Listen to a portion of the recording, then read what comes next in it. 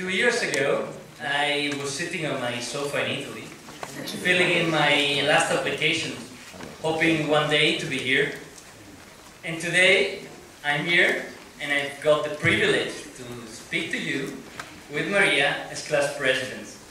I remember my first day here at IESE, and I remember how I walked through the gate, and I saw the fantastic building, and I remember how nervous and excited I was, as I am today, to overcome all the challenges of the first day of class. And now, after 18 months of challenges, we are here today, graduating. And it's a exceptional pleasure for us to be speaking to you. We overcame a lot of challenges, but now we look outside this gate and we'll still see another challenge. There is probably not a single person here who's not thinking about the climate right now. Some of you are saying it was worth the wait to be here for this beautiful weather and picturesque view. However, there is those of you who cannot get your mind off the other climate, the very terrible economic one. Some of you are quite happy about the thought of never having to read a case again.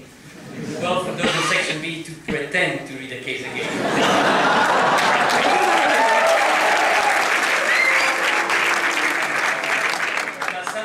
Probably thinking, why did I have to choose this year to do an MBA? Well, we urge you not to worry too much, as it is our honest belief that... Señoras y señores, ladies and gentlemen, beloved classmates, we are ready. We are ready.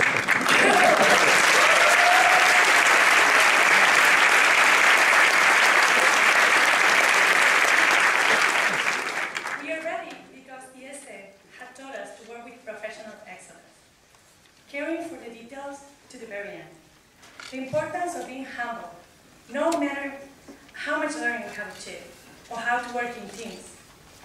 Listening, contributing, and encouraging new ideas and ventures with optimism and a spirit of service. Or how to act and be entrepreneurs.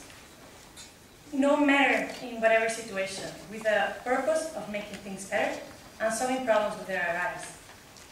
And we have learned so much more than any business school brochure that possibly conveyed to us 18 months ago. Of course, technical knowledge was the most visible, but we would be naive to think that we were the only business school with this material on our curriculum. And we have learned to work with 50 different nationalities, and we have seen stereotypes crumble at IESE. For instance, who could ever imagine that a Japanese would be happy to yell banzai at the top of the line.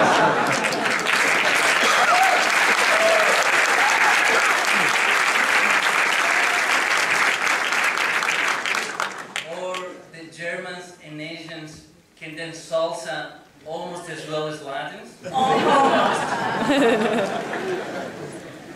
Looking inwards, we have also learned to understand ourselves better and to reflect.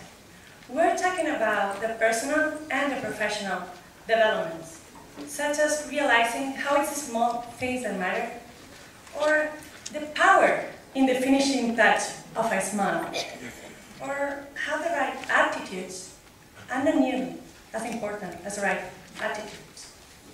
Hard work, optimism, generosity, commitment, or perseverance.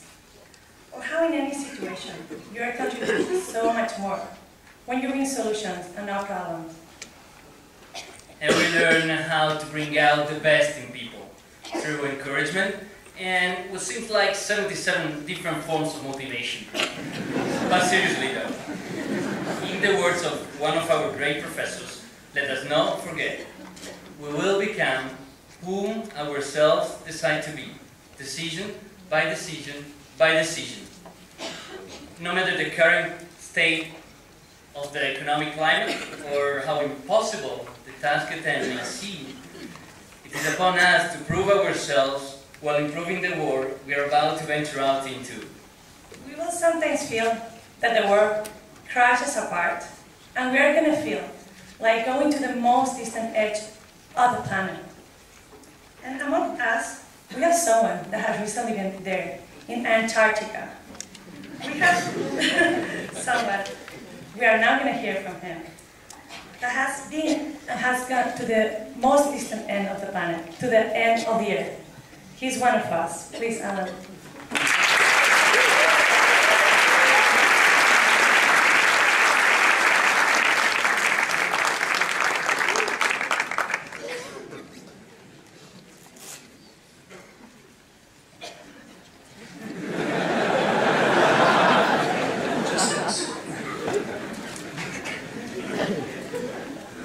So, I know some of you are probably wondering what we're doing in here today, and I assure you that even though it's a little bit sunny outside, there was actually this special hole in the ozone layer that recently opened up only over Barcelona, and the administration was just a little bit nervous. They wanted to protect you all from the extreme UV radiations. Rest assured, they had your best interest in heart. That's why.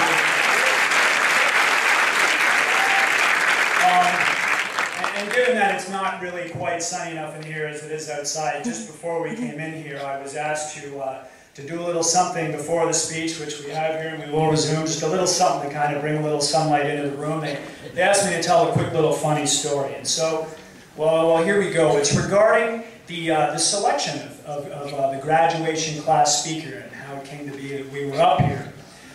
Believe it or not, IESE takes this procedure very, very seriously.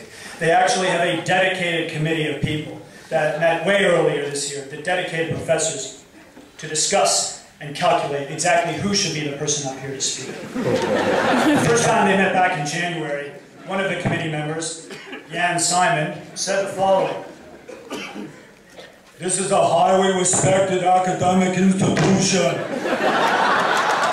Therefore, it only makes sense that the person up here should be the smartest, with the brains and the grades that are huge." Louis, are you still with me, Louis? Stay with me, Louis.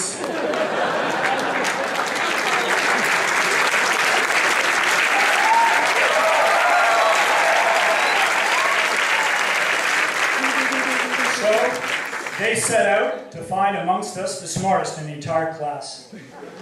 Manel ourselves actually ran a crystal ball analysis into which they factored GMAT scores, exam results, quizzes, everything.